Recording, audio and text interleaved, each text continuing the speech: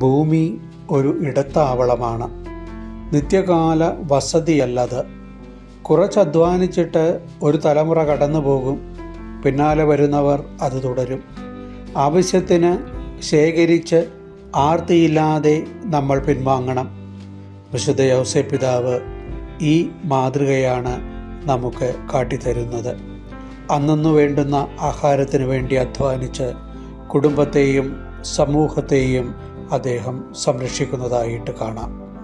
ഈ സംരക്ഷണ പാലകൻ്റെ തിരുനാൾ ആഘോഷം ടോം സെൻറ്റ് ജോസഫ് ചാപ്പലിൽ 2ാം ദിനത്തിൽ ഇന്ന് വൈകിട്ട് 5:30 സമൂഹ ദിവ്യബലിയിൽ ഫാദർ മാർട്ടിൻ അഴിക്കകത്ത് മുഖ്യ കാർമ്മികനായി ബലിയർപ്പിക്കും.